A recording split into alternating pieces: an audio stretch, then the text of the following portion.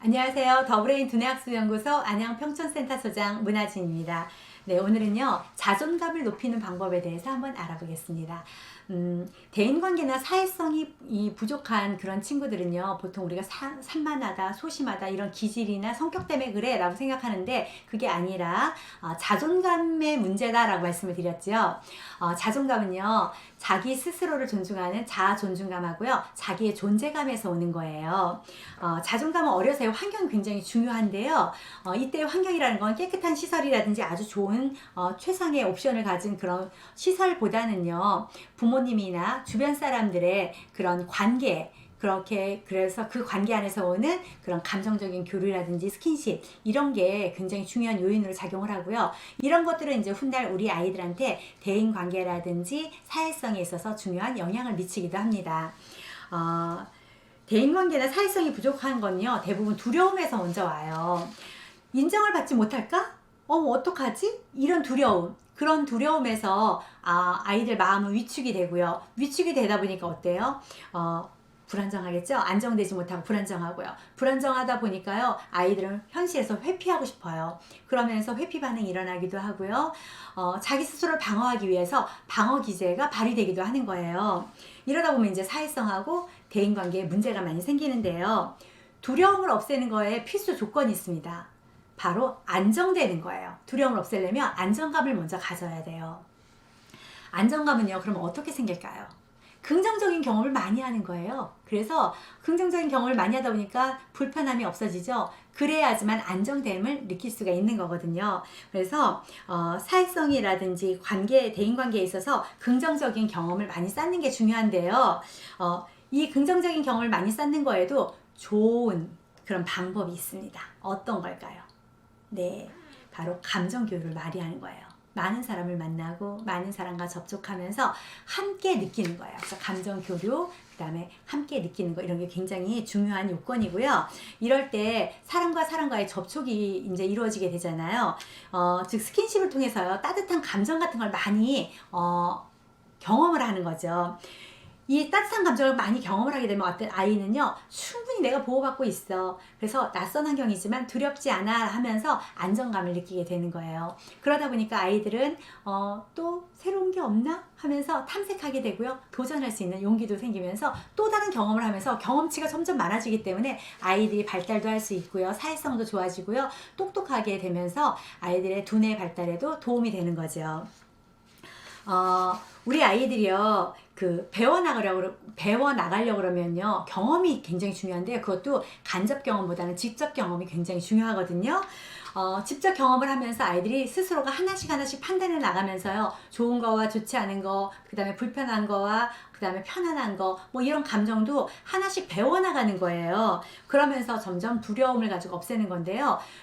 두려움이 많은 아이들, 안정되지 않아서 두려움이 많은 아이들은요, 이런 도전할 기회조차도 없고 선택하고 싶은 마음도 없고, 이러다 보니까 이런 배움에 있어서도 기회를 많이 빼앗기게 되는 거예요. 그래서 우리 아이가 안정감을 느끼고 두려움을 없애주는 거, 그게 1차 목표예요.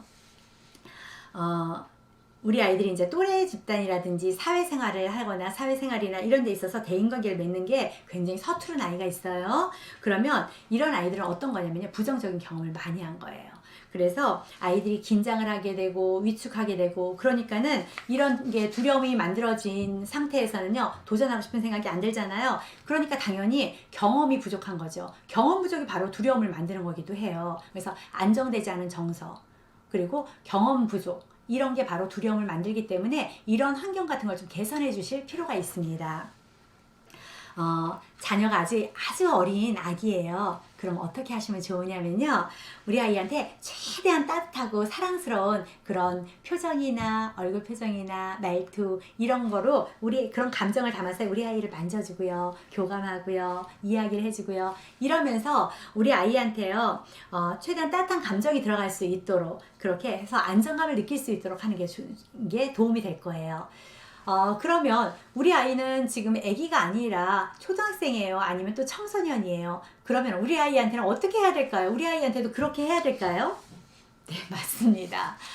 물론 난이도는 좀 다르죠. 깐난애기한테는 것처럼 이뻐 이럴 수는 없잖아요. 그렇지만 좀 큰 아이한테는 뭐야, 오늘 기분이 좋아? 이렇게 얘기해 줄 수 있잖아요. 그죠? 그래서 최대한 따뜻한 감정 같은 게 얼굴 표정이나 목소리에 담겨서요. 아이가 내가 지금 그 감정을 같이 공유하면서 안정된 감정을 가질 수 있도록 하는 게 그게 중요하고요. 이 과정이 만약에 부족하잖아요. 그러면 언제든 꼭 반드시 이 감정은 채워지고 넘어가야 되는 거거든요. 짧게라도 채워지고 넘어가야만 그 다음 단계로 가서 학습을 할 수 있기 때문에 우리 아이가 지금 생물학적인 나이가 지금 얘가 몇 살인데? 우리 엄마들 많이 범하시는 오류지요. 얘가 지금 몇 살인데 이것도 못해요. 쟤 나이값도 못해요. 근데 그게 아니라 우리 아이한테 이때는 생물학적인 나이가 중요한 게 아니라 그때 발달에 있어서의 나이가 중요한 거예요. 우리 아이가 지금 이걸 못한다 해서 모든 게 다 뒤떨어지는 건 아니거든요. 그러면 다른 거에 있어서는 이만큼 올라갔지만 이 부분이 만약에 그래요. 그러면 그거에 대해서는 그 발달 단계를 생물학적 나이랑 같이 비교해서 하지 마시고 그 발달 단계에 맞게끔 그걸 채워주시는 것부터 선행을 하셔야 된다고 생각합니다. 그럼 사회성과 대인관계의 회복을 위한 자존감은 어떻게 하면 만들어질 수 있을까요? 먼저 대화를 할 때 긍정적인 측면에서 아이의 이름을 자주 불러주는 거예요.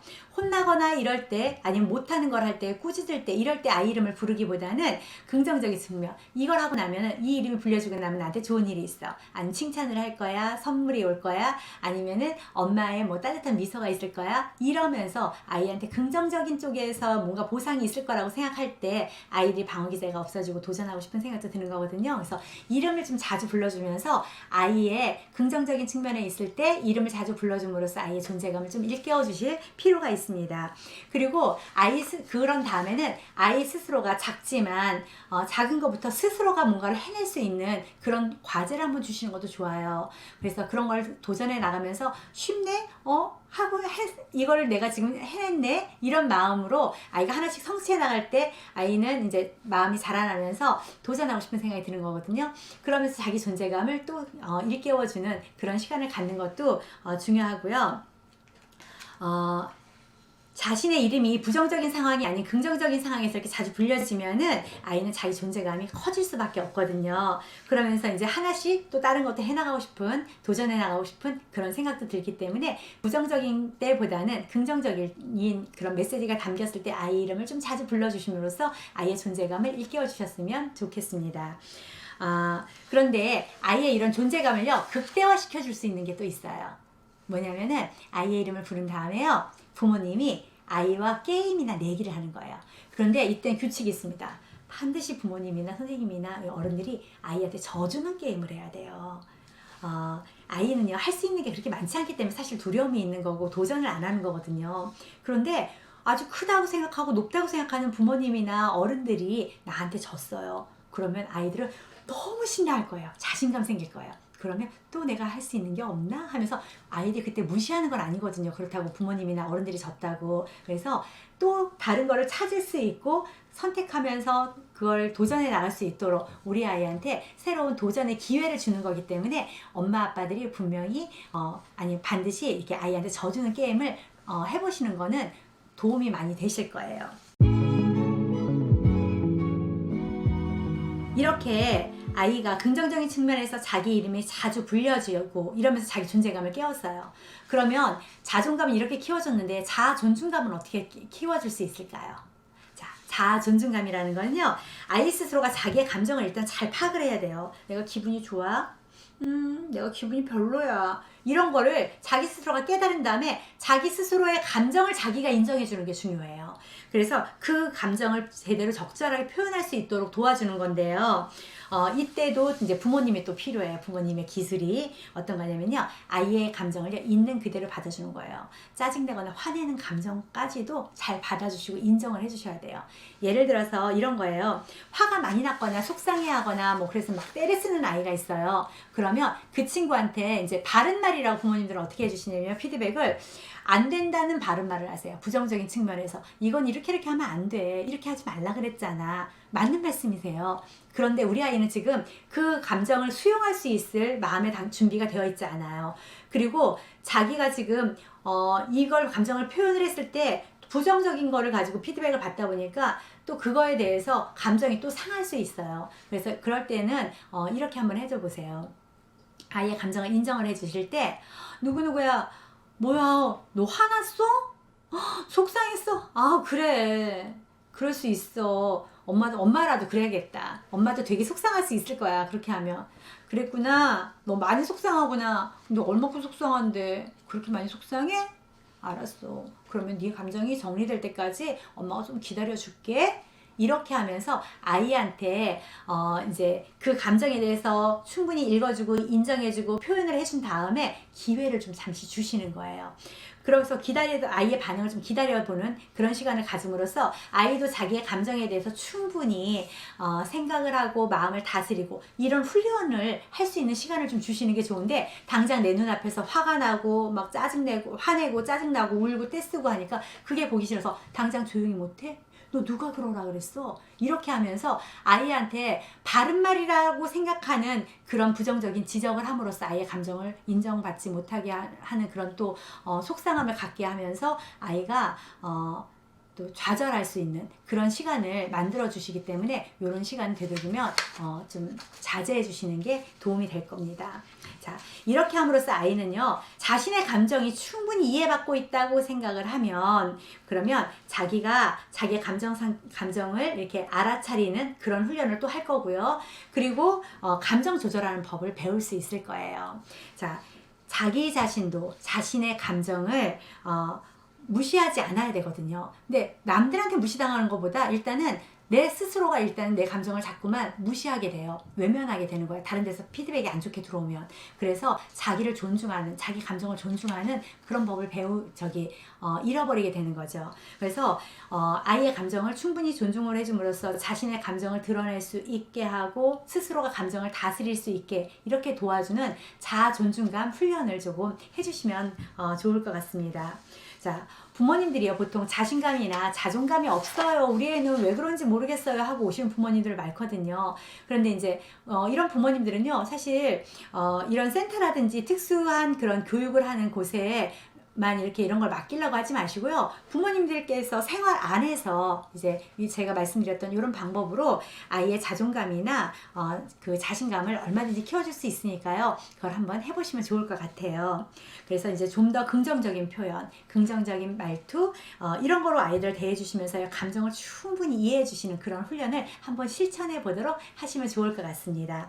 그러면 우리 아이들의 그런 감정은요 안정된 정서를 찾게 될 거고요. 그러면서 스스로가 자신감과 자존감 쑥쑥 자라는 아이로 자라날 수 있을 거라고 생각합니다. 감사합니다.